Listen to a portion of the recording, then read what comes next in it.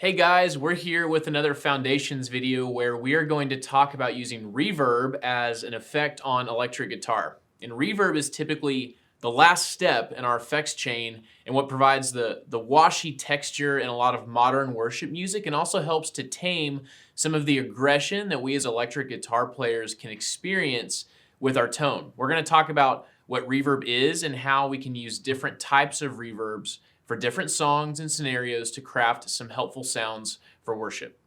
So delay and reverb are both effects that are going to help us fill space by repeating our signal in some pattern that we determine with the pedal. And where delay is going to use echoes to create space towards the front of the mix, reverb is typically going to use repeats to simulate our guitar reflecting in a room and push the signal backwards in the mix. The reverb sounds we are typically going to use in worship music are plates, halls, and other larger, more ambient reverbs that differ between pedal manufacturers. Plate reverbs simulate your signal literally passing through a metal plate, and because sound travels much faster through a solid material than it does through air, these reverb sounds are awesome for shorter decay times that give us just a hint of extra space in our signal. We'll look at this more when we build a reverb sound for rhythm guitar, but here's an example of how a basic plate reverb would sound.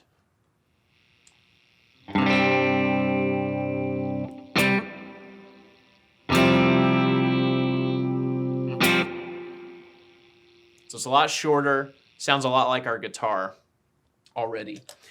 Hall reverbs, on the other hand, replicate the sound of your guitar in a large concert hall. So most of them offer really long decay times and can help us achieve a really big sound with lots of extra space. Here's an example of a basic hall reverb sound. So you can hear there's a lot more decay.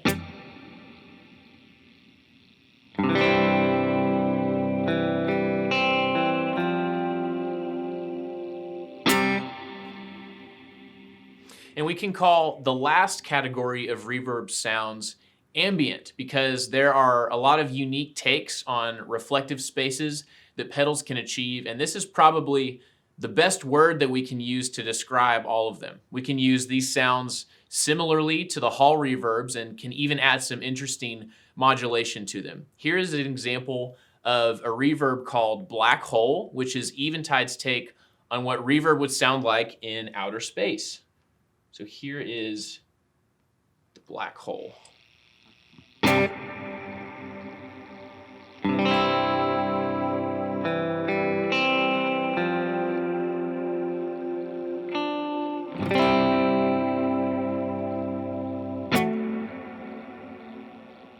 So you can hear there's a lot of trails there as well, just some softer and different modulation. When using reverb, there are two main approaches that we can use depending on what our songs need. And the first approach is simply to fill the empty spaces between the notes and chords that we play and make our sound a little less dry. Now, plate reverbs are great for this because they give us short to medium decay times, and the frequency responses are really similar to our guitars already. They don't add a lot of extra high or low end and don't have much modulation. So let's use a basic plate setting to set up a basic space-filling reverb sound. So here's our dry signal with no reverb at all, no delay either. So here's just a bit of plate verb. See how that changes. So that adds a bit of space already. So one thing I'm going to be wanting to do with this plate reverb is adjust the mix and the basic frequency response to kind of match my guitar. So here's just simply decay, and color on this pedal is going to affect the brightness and darkness of this reverb. And here's mix, the amount of reverb that's actually in the signal. So here's a higher mix, maybe the color's opened up a little more and the decay's a little longer.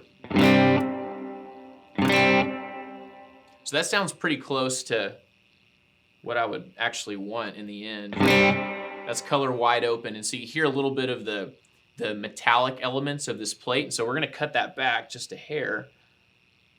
And what I'm going to do is I'm going to actually start with a low decay and work my way up until I feel like the space is adequately filled. That's probably a little too short. And you'll actually hear this best if you're playing a song. So depending on the song, the reverb might fill space better on a slower tempoed song or a faster tempoed song. And it may even wash into notes a little too much on a faster tempo song. So you just have to listen for that. So that's probably where I'd like to have it. Let's...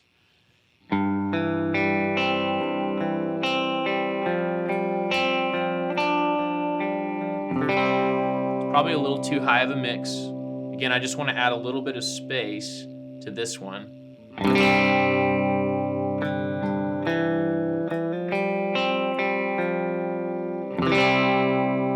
Here's dry again. So you can feel it come forward a bit, pushing it back with the reverb a hair.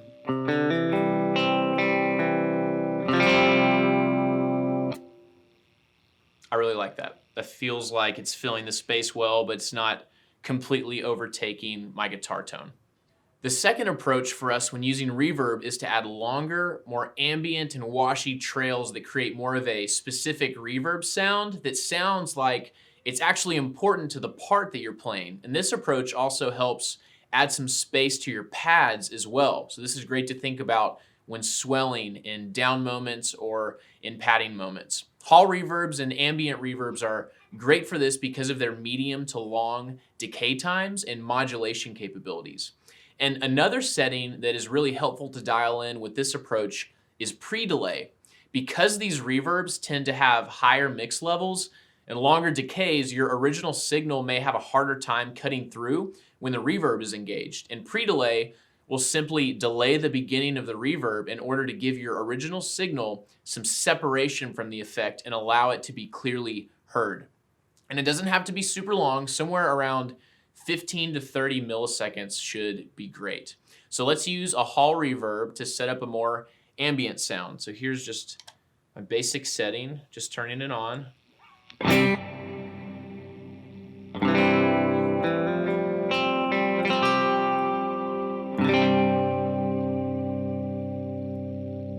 So the mix is maybe a little high. One thing that's really helpful for more ambient reverbs is to find a good balance between mix level and decay. And typically it's a really good idea to, in order to maintain clarity, to come down on your mix a little bit and add some more decay time. And that creates a nice wash and still allows your original part to poke through. So right now I have my decay at around 7 seconds, which might seem really long, but if we turn our mix down, it actually sounds pretty nice.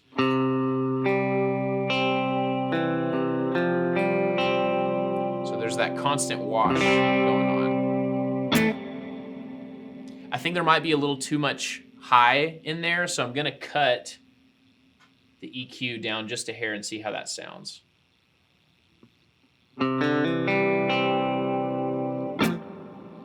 I like that a lot more. There's not as much high end of the reverb that might compete with a vocal or even cymbals in a mix. And so I want to make sure that I'm still staying in my lane and my frequency range as a guitar player, even when I'm using more ambient reverbs.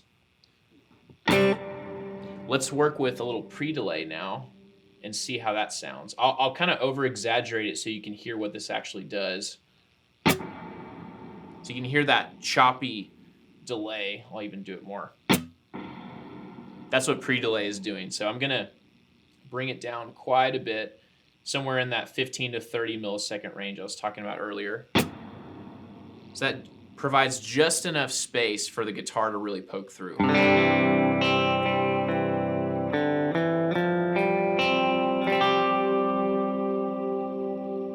Pull the mix down just a hair.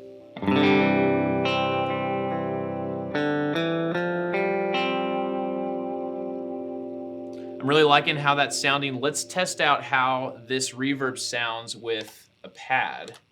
So here's my delay setting for pads.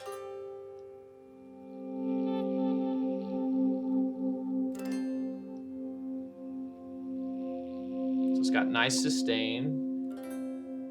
It's lacking some movement and depth. So here's what happens when I turn the reverb on. Really adds some life to that pad. Doesn't make it feel so forward.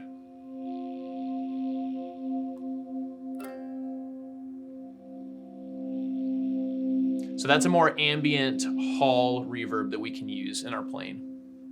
A more unique use of reverb is something called a drone. And this is something that can be used when you'd like to have a pad-like sound that is a little more playable and doesn't require swelling in and out of. And the basics of crafting this sound are to have a more ambient reverb tone with a little bit of modulation, mimic the general decay time of a longer hall reverb, and then turn the mix all the way up. Here's how that would sound. Here's my original ambient reverb. Okay.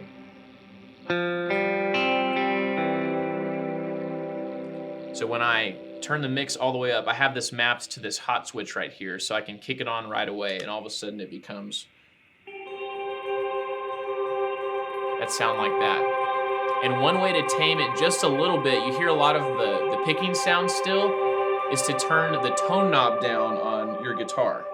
And so you can turn that down and even go to your bridge pickup to give it a little bit more bite.